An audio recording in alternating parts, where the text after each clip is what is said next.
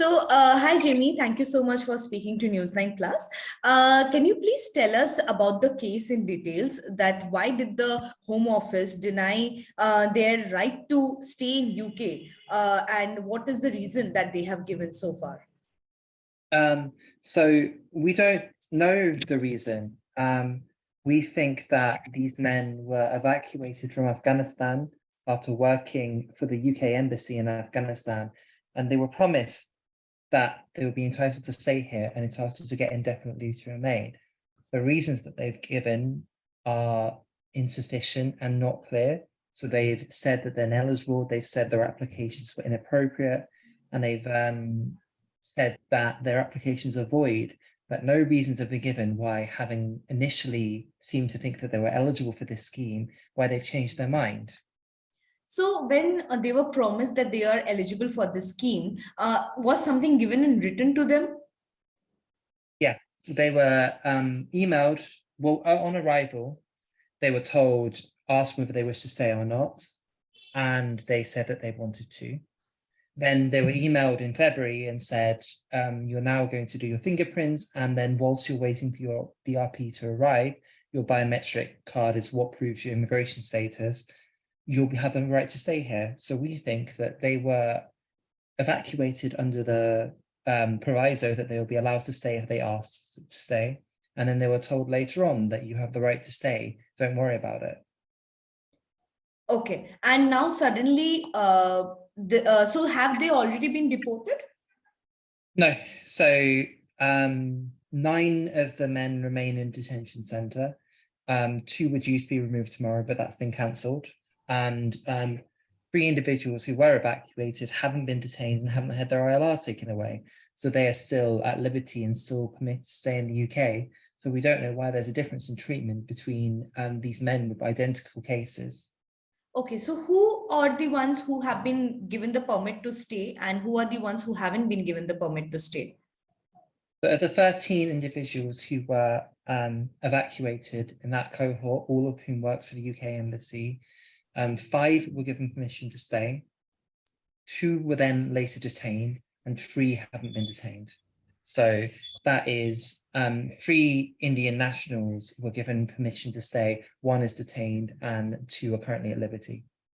Okay, so out of 13, 3 Indian nationals have been, there were 2 Indian nationals out of 13, right?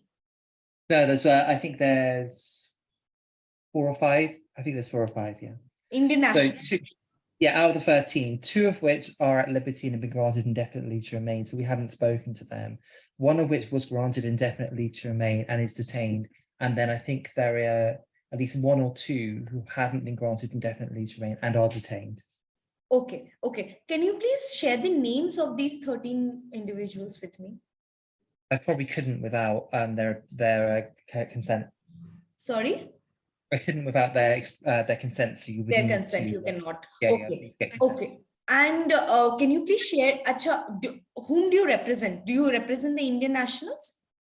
Yeah, I mean, at this point, I think we'll represent all 10 of them. By tomorrow, we'll end up representing all 10 of them. So at the moment, I think we represent 8, but then we are, everyone is seeking lawyers. So I think we're going to end up representing all 10.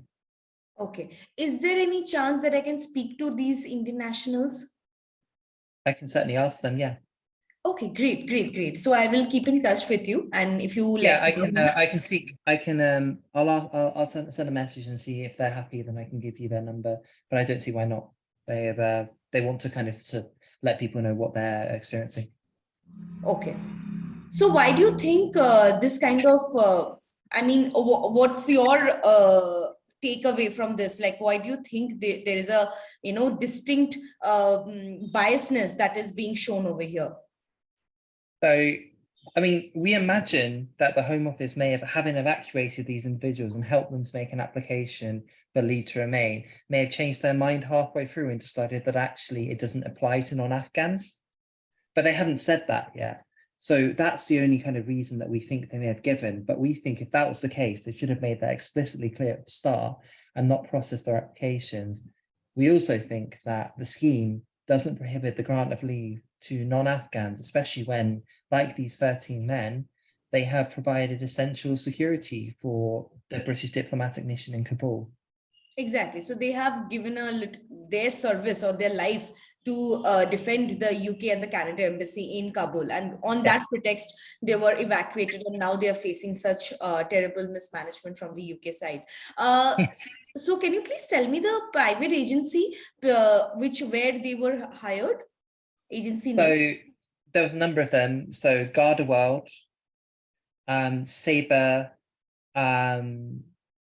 Art International. So they were, I think there's one more, but then they were these agencies very commonly recruit from Nepal and India. Obviously, people of Nepalese heritage have a strong reputation for security, so they often recruit directly into dangerous areas such as Iraq and Afghanistan. So this removal directions which came, of course, it's a huge shock for them. And they had been living in the hotel and working in the kitchen, I believe, serving food to Yeah, other Afghan evacuees. Can you please tell me yeah. about their conditions a little, like how difficult is it for them? Like apparently some of them are in the condition that they're crying and they are in disbelief that this is happening to them. Yeah, they were happy, they were working, they were living their lives in the UK. I mean, obviously after working in a place like Afghanistan for 10 years, to have kind of a secure and calm environment, I think everyone really appreciated the opportunity to have a bit more of a normal life. And they were under no, I mean, they didn't know about the UK immigration system, they wouldn't have known about immigration detention. The fact that they were picked up in the middle, I mean, very early in the morning, some of whom were handcuffed and then dragged to a detention center, it's unfathomable that they've been treated in this way. And then the immigration detention is where you're restricted from leaving. So you are kept in a room with people don't you know. It's like a prison. So being taken to prison when all they've done is worked for the UK, worked in the UK and paid taxes, and then they've been treated like this, it's completely undeserved. And it's really shocking that they're being treated in this way. So this is what we're trying to help them with. Got it. So they, as their fate hangs in the somewhere over there, and it's very difficult to know what exactly is going to happen. How do you perceive? Like, what do you think is going to be the probable outcome of this? Well, we have to hope that like what's right will pursue, because we don't think that they're being treated in a lawful way, and that's our job to argue that they're not being treated in a lawful way. So we'll take whatever steps we can do to get them the right to stay in the UK permanently and to get them released from detention as soon as possible. Okay, so is there any previous case that you can pertain to and let me know that, how exactly that had taken place? Like, what was the outcome of those cases if similar such cases had taken place earlier? I don't know any cases like this where Okay. someone has been given an expectation of being granted leave to remain. Hmm. Obviously, we're really experienced. We've worked in this field for many, many years. Everyone who's heard about this case is incredibly shocked by it, and they think there must be a catch. Like, why are they being treated this way? What have they done wrong? But they Yeah. haven't done anything wrong. Okay. So we don't know. We just have to deal with it as we go and just try and make a compelling argument that they've been treated unlawfully. So yeah. Okay.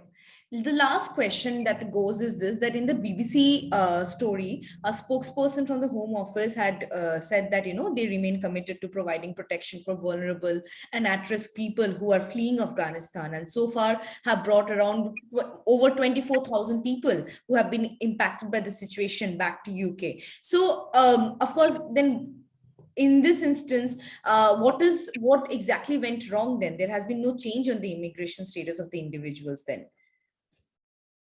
As in, so two individuals who've been detained, they were granted indefinite leave to remain. We've seen their BRP cards, we've sent it to the Home Office, they're aware of this. So either they're being detained despite having lawful status in the UK and being told they're going to be forcibly returned, or the Home Office have made a monumental error. So Yeah. it's not true to say. So if that's the case, either way, they've made a massive error. So whichever one it is, we'd like to find out.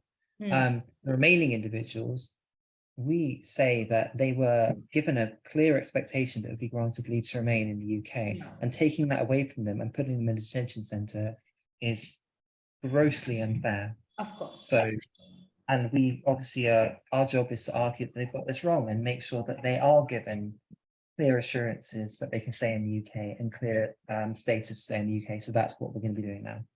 Great. All the best for that. And I would definitely keep following up about the case. If you could help me with the names after getting consent of all the individuals, if you could help me with the names, especially the Indian nationals, and if you could let me get in touch with one of them or two of them, then that would be great. That would be great for my I'll do my best, okay? Okay. Okay. All Thank right, you so thank you much, so much. Jimmy. Thank you so much. Nice speaking to you. Thank you All for right, giving your time. good Please do help evening. me Bye out bye. with the names and numbers and so that I Yeah, can. we'll try our best, okay? Thank you. Thank you. Bye bye.